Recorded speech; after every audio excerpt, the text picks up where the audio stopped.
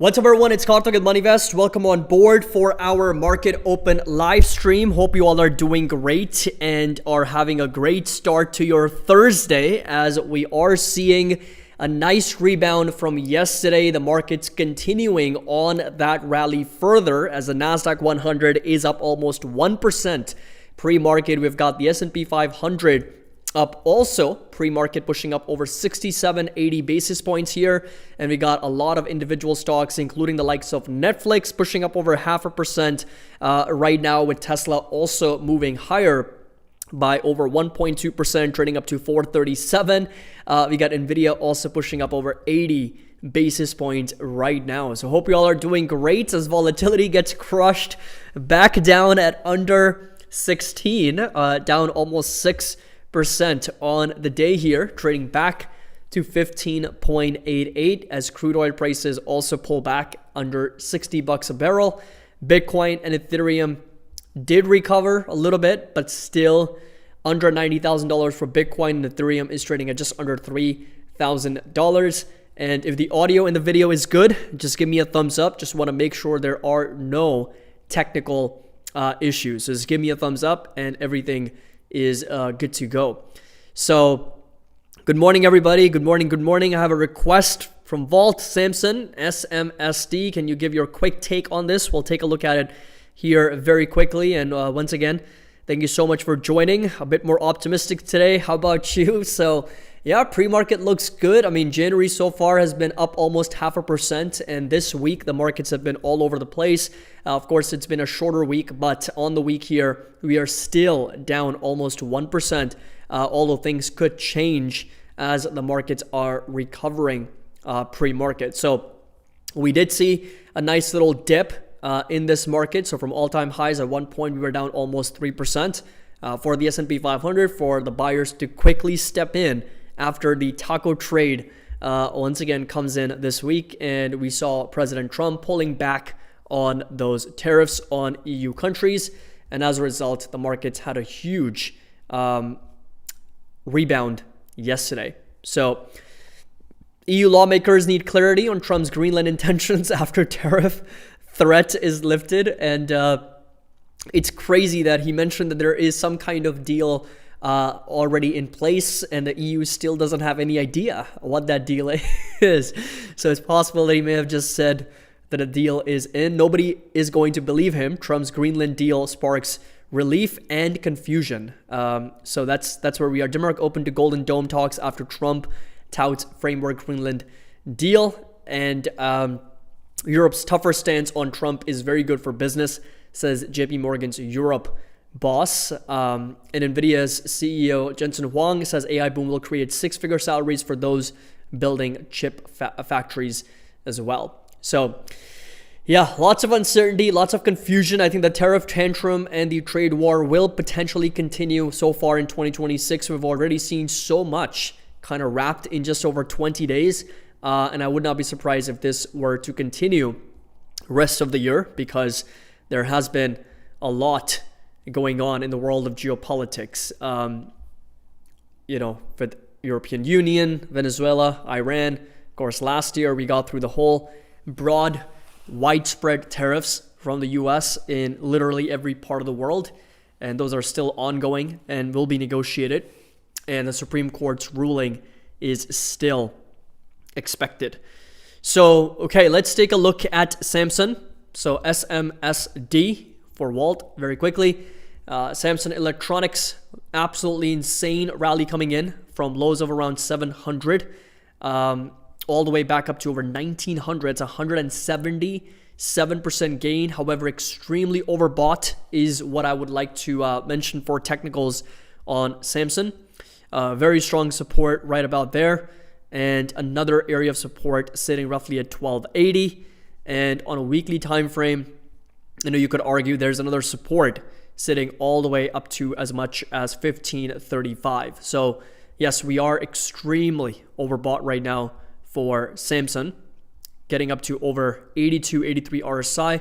So any kind of pullback, 1535 is going to be that support level to watch for this stock.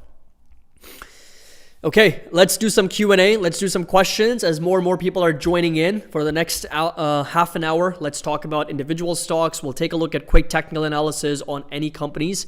1500 is what I'd like to see. Start buying for DCA. Thanks, Caddy. Absolutely, that is the level where I do expect some rebound. If it were to come down to that support level, that's going to be a good area for DCA.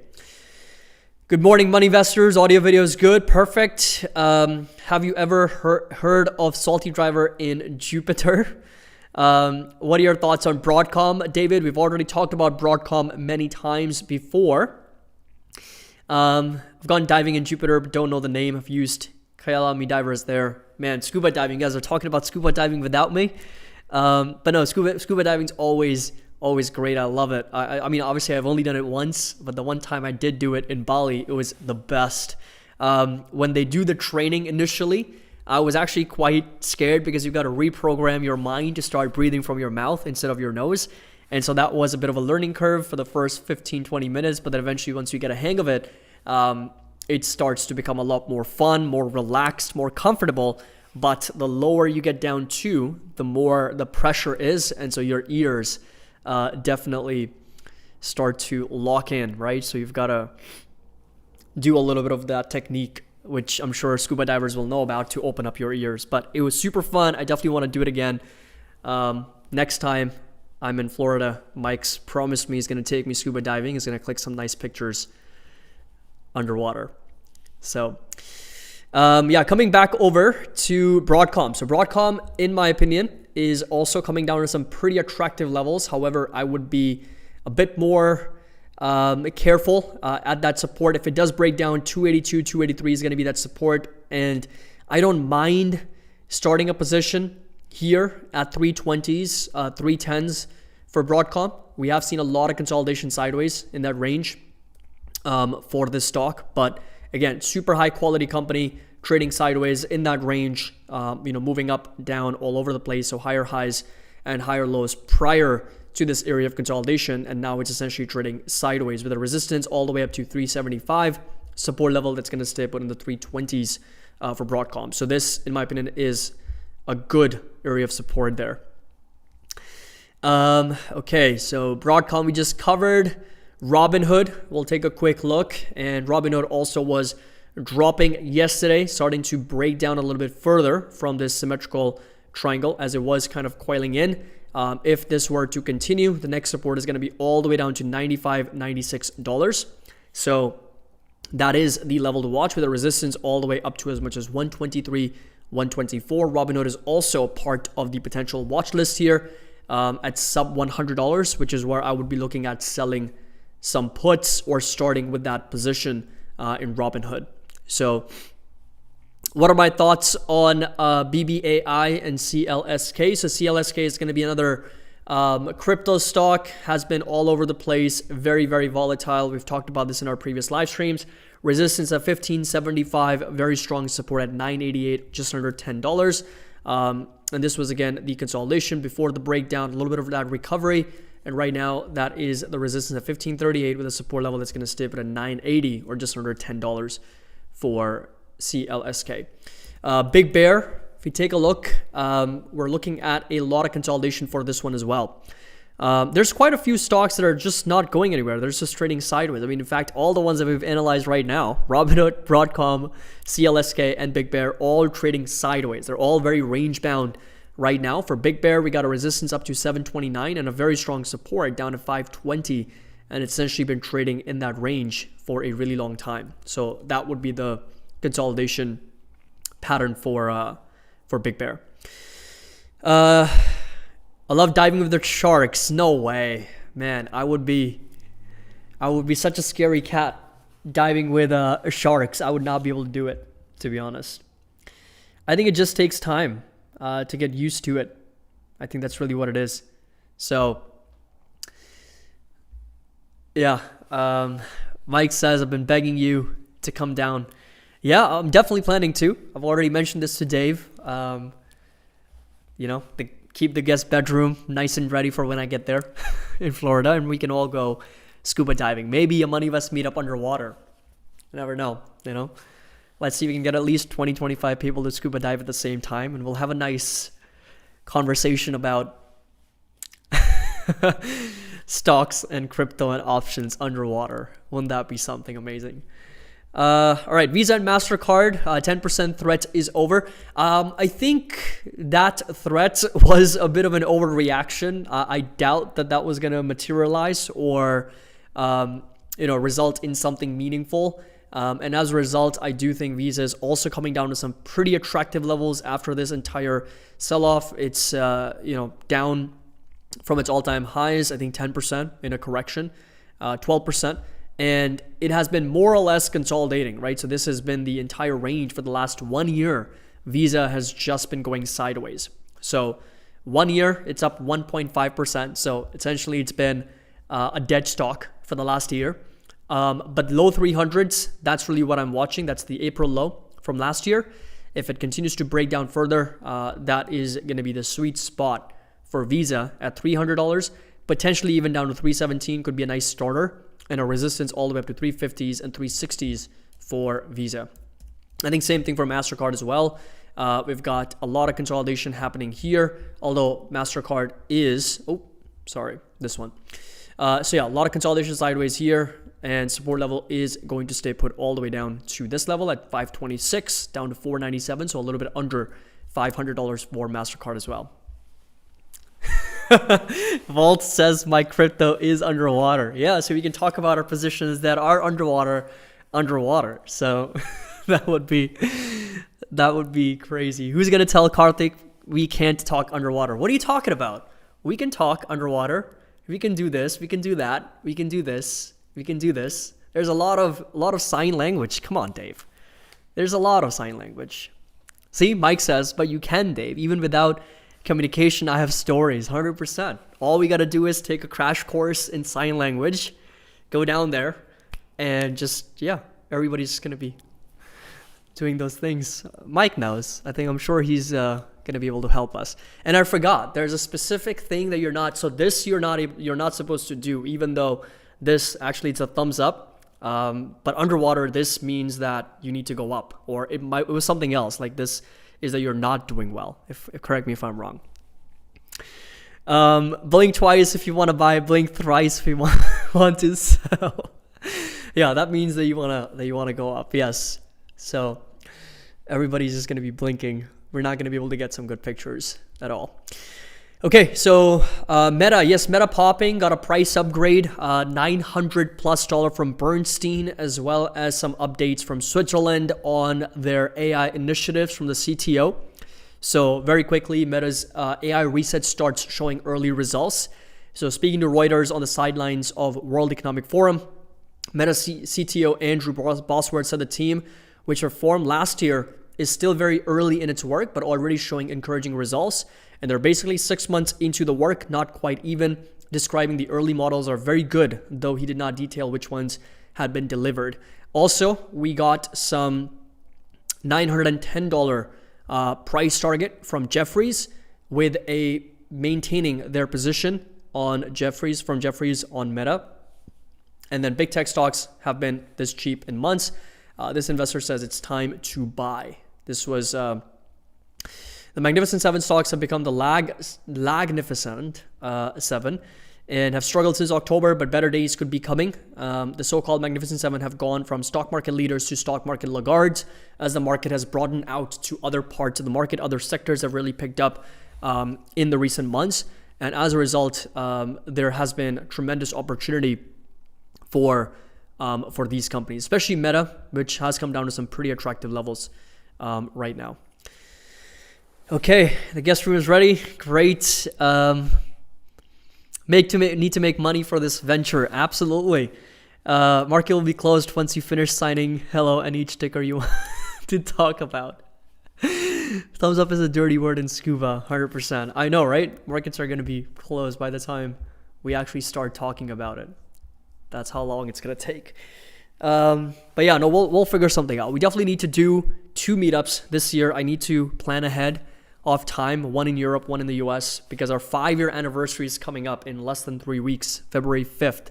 February 4th is the day MoneyVest completes 5 full years. It's insane. It's crazy how far we have come. And when I look back to 2021, it just almost still feels like yesterday. It's crazy how time works, because it feels like yesterday, but it also feels so far away. So much has happened in the last 5 years, right after COVID. I mean, COVID-19, like it's been 6 years, right, since that happened.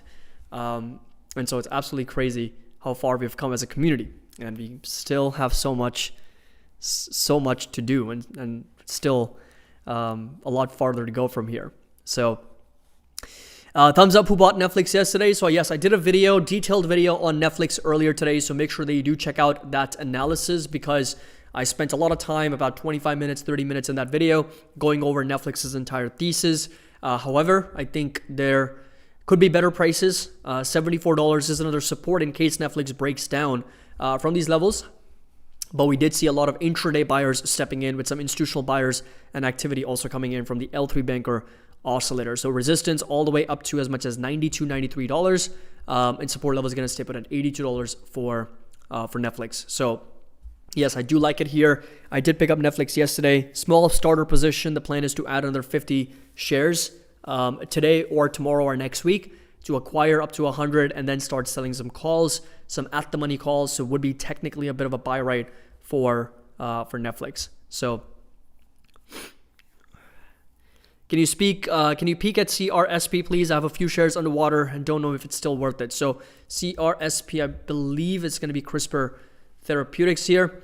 A lot of consolidation sideways. I do think, again, depending on the cost basis, could be possible that you come out of this. $60 is the next resistance for it, Mike. Fundamentals have been all over the place for a lot of these biotech stocks, so that is a different conversation altogether. But overall, we're seeing a lot of consolidation. This is like a swing trader's paradise.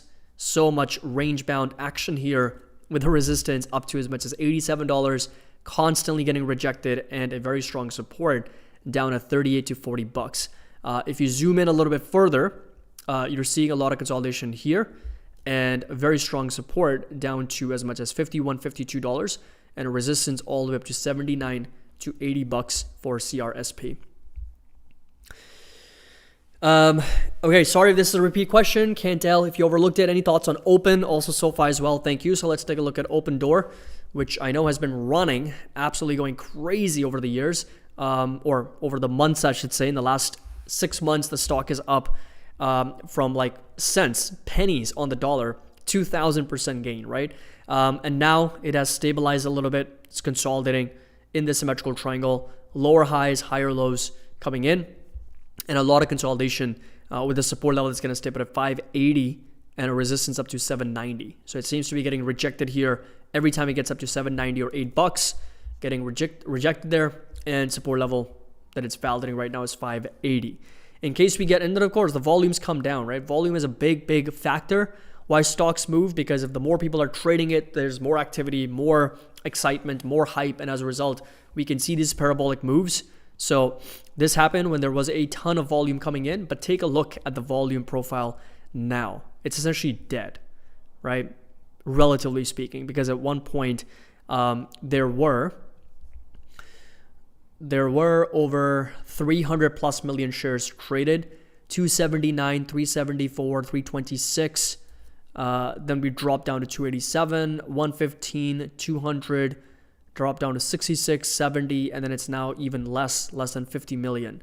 So as volume comes off, so does the price action. There's not a lot of movement in the stock right now. Now SoFi, it's actually quite funny because I posted this on my Instagram, where SoFi, I did a video on SoFi exactly 1 year ago. Literally exactly, January 22nd, 2025. Title of that video, I am going all in, or I'm finally buying this $15 stock. We talked about it literally about a year ago.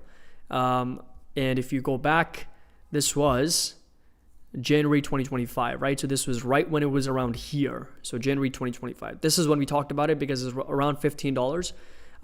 Then we got a little bit of a push to 18. Then we dropped all the way down to $8, 38% down. And it's crazy how far SoFi's come in a year. 86% higher from those levels. And now, very similar to what I just showed you with Open, after this huge rally, 200, 300%, now it's more or less consolidating sideways and stabilizing, you know? And what's interesting, for a lot of companies, this is exactly what happens when price moves faster than fundamentals. And I can give you multiple examples. SoFi is a prime example of that. Let's take a look at Robinhood. Look, it's been consolidating since July. 6 months of not going anywhere after rallying how much? After rallying 250%. Who can give me another example? Another very popular example of a stock running like crazy and then consolidating for a long time. It's been consolidating for 6 months, 7 months, 8 months, just been moving sideways. It's not really doing much, right? It's off the radar. There's less volume, not a lot of activity. What is another stock? What is another company? Very popular among retail. I feel like I've given it away, but I'm sure those are all great examples there. Tesla's done the same thing. So is NVIDIA. NVIDIA's done the same thing as well. 100%. I think all of those are correct. Even Amazon. Amazon, although, has been a little bit different, but the one that I was looking at or thinking about was Palantir, right? Palantir is another great example where you've seen the stock go up significantly from its April lows, went up over 170, 180%. And look where the stock is compared to where it was back in August. So August, September, October, November, December, January. 6 months. 6 months of doing absolutely nothing now. So this is the consolidation that we're seeing. And essentially range bound, right? That's what it is. It's trading in a range. Getting rejected at 200, getting validated at 150. And that's a $50 range within which it's been trading. But yes, all of your guys' examples and guesses are correct. Amazon, same thing. A lot of consolidation sideways here. Tesla also going through a little bit of consolidation now. And then NVIDIA also in the same boat after pushing higher. Just take a look. This was from April all the way till August, 100%, right? More than doubled. And now trading sideways in a range bound. And this is what happens when prices move faster than fundamentals. The markets, they don't want to sell. They don't want to get rid of these. They want to exit. So what happens? We're holding, but we're waiting for fundamentals to catch up. So there are cycles that happen with these companies sometimes where the stock will go parabolic and then consolidate for months or even years. I've seen Tesla consolidate for 3 years, 4 years before finally breaking out to another new parabolic run. And it's happened with SoFi, it's happened with Palantir, it's happened with NVIDIA. Very, very common, right? For the prices to jump, then consolidate sideways for months, sometimes years, for fundamentals to catch up. And then once the valuation starts to become cheap again, and the new growth phase begins, stocks take off again, which could be argued as a multiple months bull flag breakout for these stocks. So that's where we are. NVIDIA, the worst and the most hyped. Why do you think it's the most hyped? Why do you think it's like the worst stock? I'm curious, Quack. Why do you think that NVIDIA is the worst or the most overhyped stock? I think they're actually doing very meaningful work. They're actually putting in so much effort and initiative in taking this forward, the whole AI revolution, and they're the ones leading this shift with chips and semiconductors and designs. Like, they have huge domination and leadership in this space. And if this is where the world is headed, NVIDIA is guiding us into this world, because without them, it's almost impossible to move as fast as companies are moving with their LLMs. So NVIDIA is the only biggest chip designer in the world. No biggie. I know, right? It's crazy. Liam says haters gonna hate. AI bubble. No, so the thing is that, you could argue that these are trading at valuations that are expensive, but I wouldn't necessarily call it a bubble. Bubble really is when there is nothing there, when you can see it through, right? So the quite definition of a bubble is when you see a bubble, it's transparent. You can see through it, right? So there's nothing inside the bubble, like the great financial crisis, right? All these leveraged, mortgage-backed securities and everything that was built on top of it, so much leverage.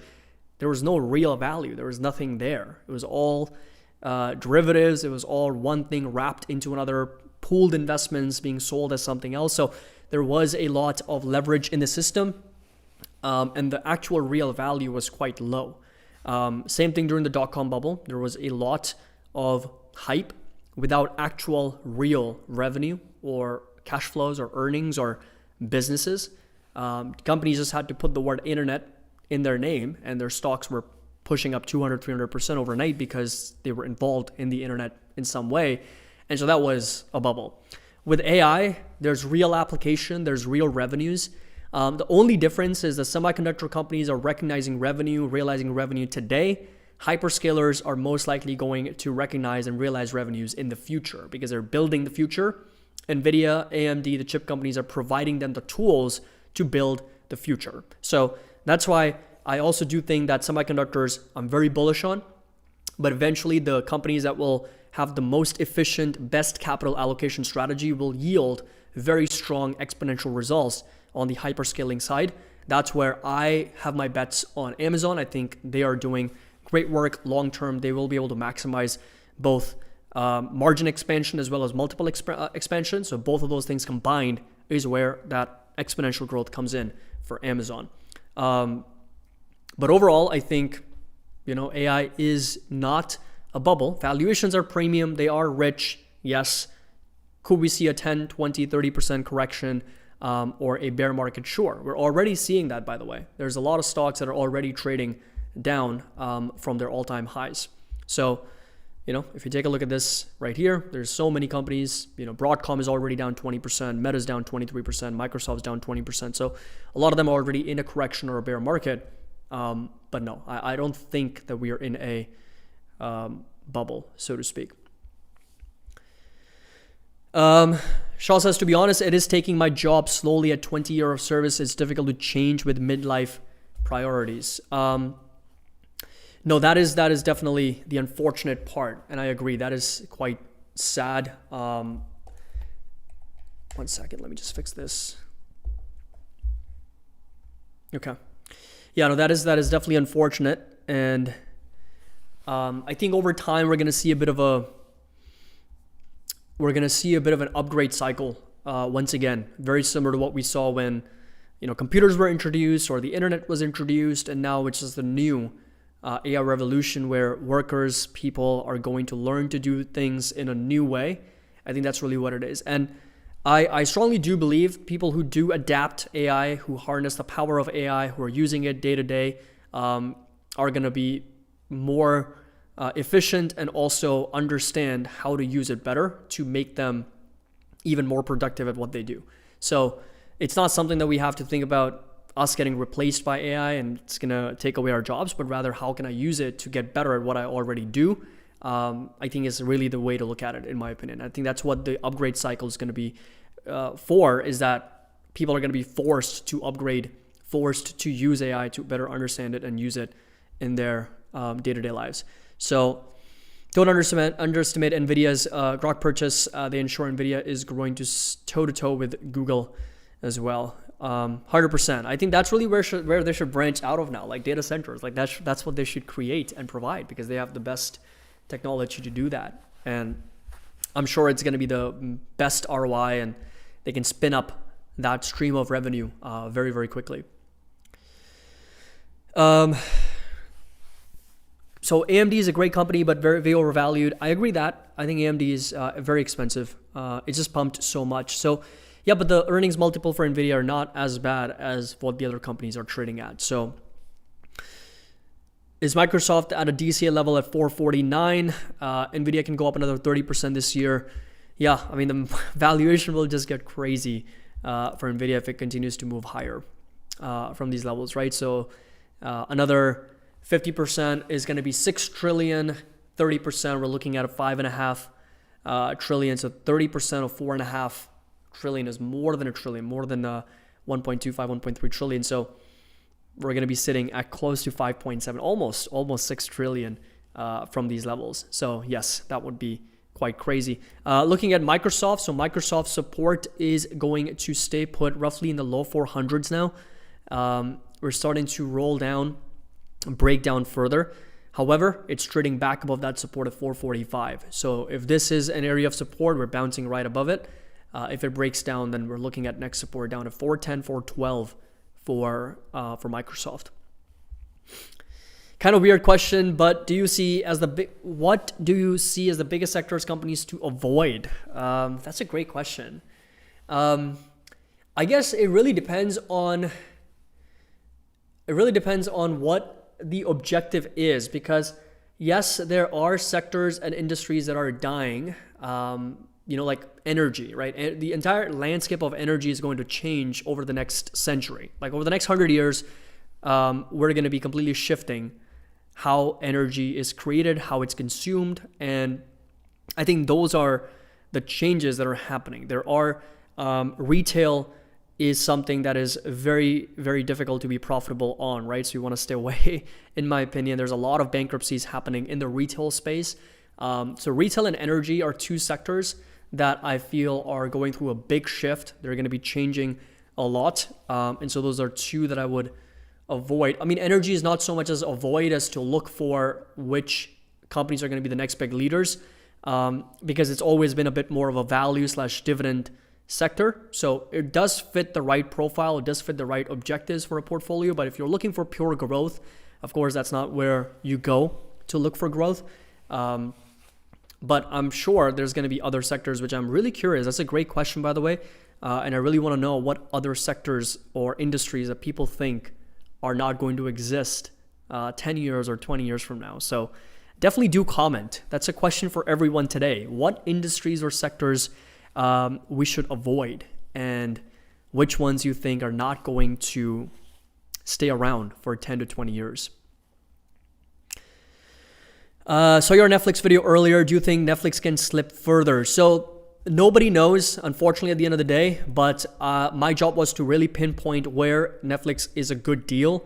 Where the price goes is anybody's guess. Because we're not here to actually predict prices, because at the end of the day, like, nobody can really tell you definitively where prices are going, what their prediction is. But as mentioned in the video, $82 is a very good fair value and also a support. If it trades below it, then in my opinion, Netflix becomes undervalued, and that's where I would be looking at accumulating more shares at $74. That's the next support. If you do get a nice bounce from these levels, resistance all the way back up to $93, $94, and the goal really would be to acquire another 50 shares and then sell at the money or out of the money calls to lower my cost basis using those premiums that I'm able to collect. So that's the plan, and that's what we have to focus on. Where Netflix goes, we can be here for hours trying to debate that. So do you think AMD or Palantir is more valued? I think they're both equally overvalued. I think Palantir is trading at over 200 times earnings last time I checked. Almost 400, but that's on a trailing basis. I think forward basis is much lower because earnings are expected at almost $1, and it's sitting at 169, so about 170 times earnings for Palantir. Advanced Micro Devices, let's take a quick look. Earnings expectations for 2026 is 665. It's not bad. It's not bad. On a forward basis, AMD is not bad at all. 665. We're looking at around 34, 35 times. So yeah, I mean, Palantir is definitely a lot more overvalued. AMD on a forward basis starts to look a lot better now when you look at the 2026 numbers. 2025, it's sitting at 390. So, 252 over 390, we're looking at almost 65, 70 times earnings. So, yeah, AMD is actually not that bad based on forward numbers. Hospital W action, I'm up 30% this year to date, and Tuesday was my first day year to date not beating the market by close. Wow, that's incredible gains already, man. That's awesome. 30%. Congratulations. AI will take over all the consulting jobs. I agree. I think it kind of does affect more knowledge workers than anything else. That's the specific part of the workforce that it does affect is knowledge workers, and consulting is a big part of it. Accounting is a big part of it. And then, if we're also looking at automation, that's where AI can also do automation much better than having people. So, hey, Caddy, if you get 100 shares, how far out in days, weeks do you usually go for covered calls? I start with a week. I do with I always do it with the following Friday. So that's how I start. So if I'm, let's say, picking up shares today, I'm looking for next Friday. If I'm picking up shares tomorrow, still I'm looking for next Friday. So anywhere from like 7 to 10 days out is like the sweet spot for me to get started. And then I, manage the position as I need to. If I want to close it, close it. If I want to roll it, I roll it, depending on the situation. But I always look for that sweet spot between 7 to 10 days.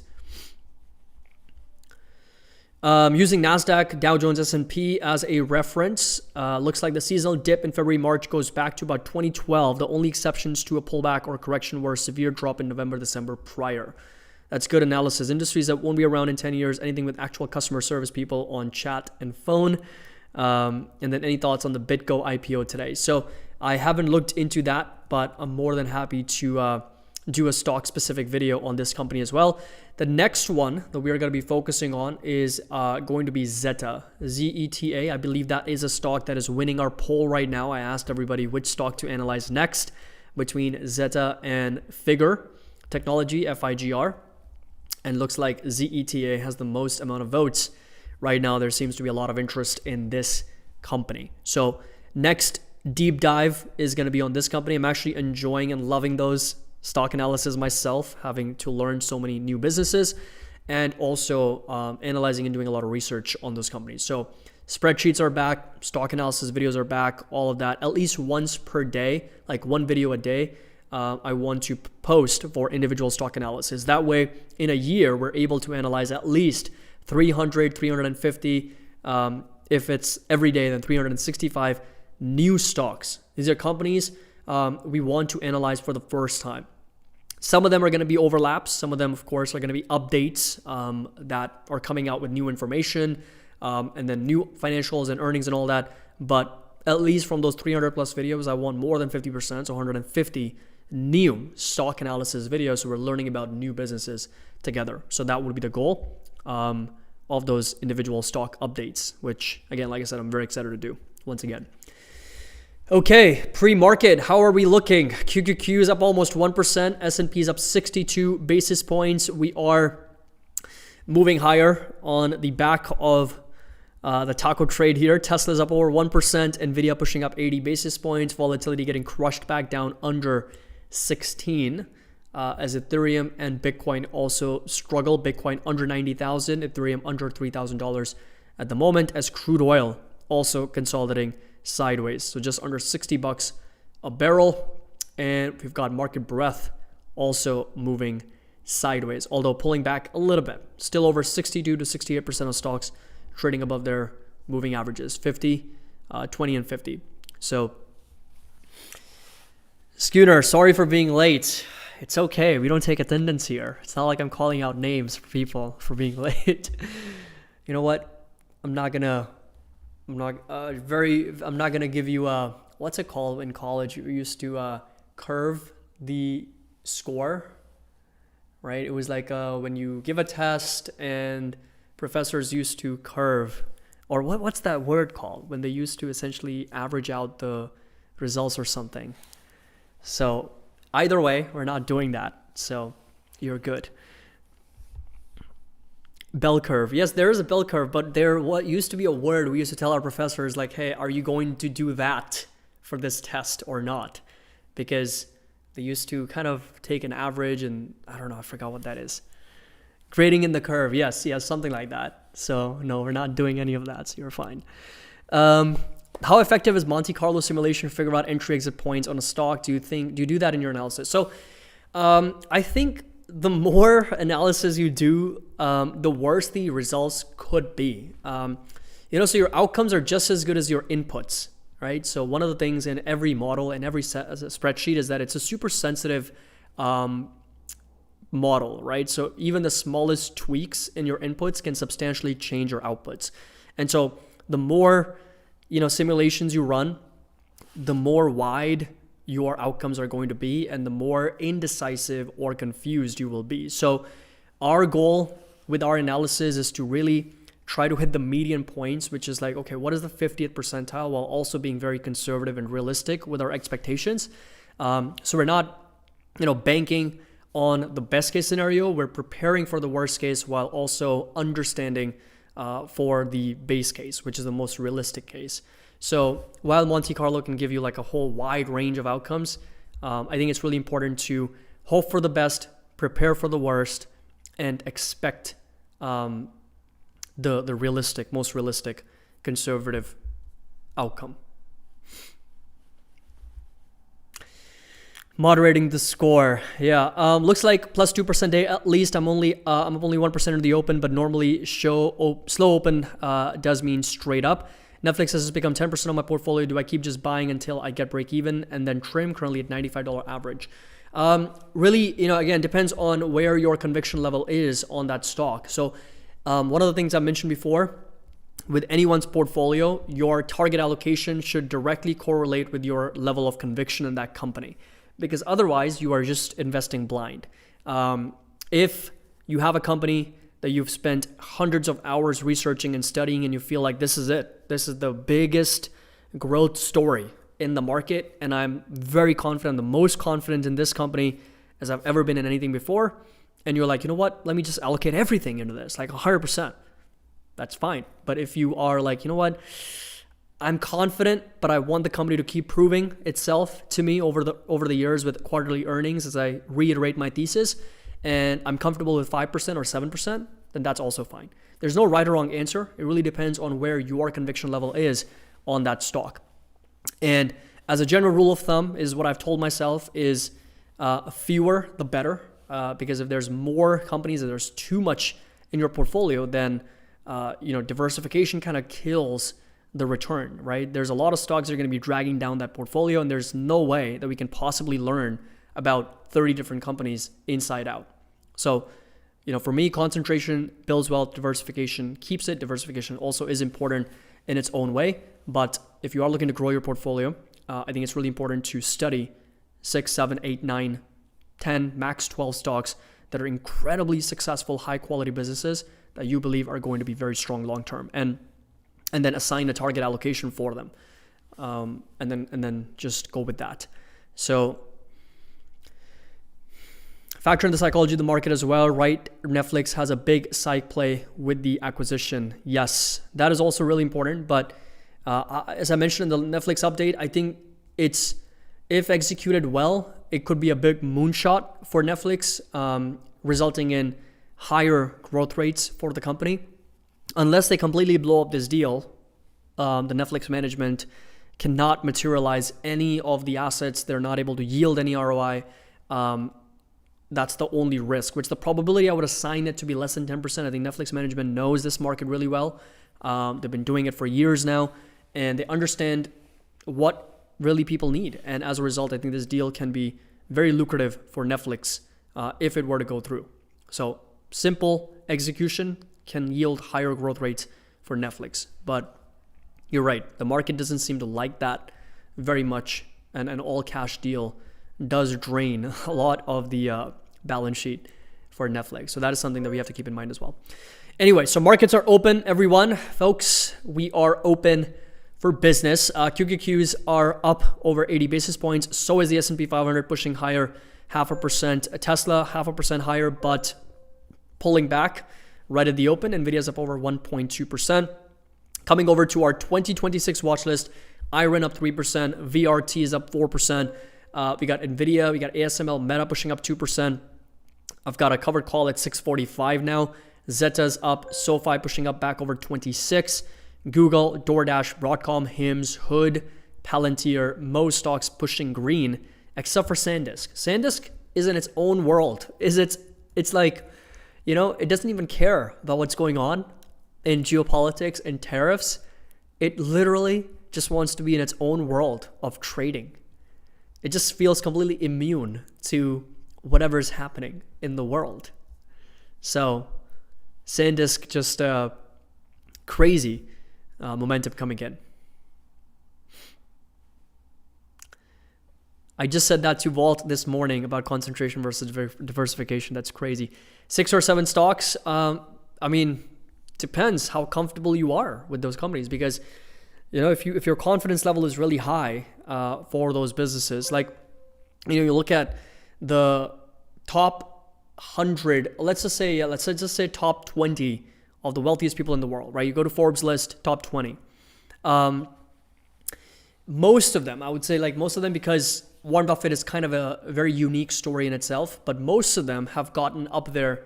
Why? Because of one thing and one thing only, right? They didn't get up there with a diversified portfolio, right? They got up there because they bet on that one company which they were building, and that took off.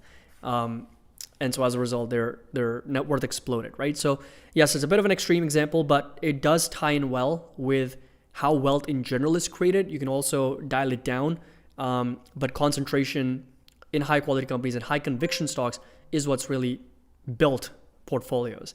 It's not having 40 different stocks or 50 different stocks, because at that point you're just better off having a diversified like index fund or an ETF. But I do strongly believe growth comes from handful of big bets.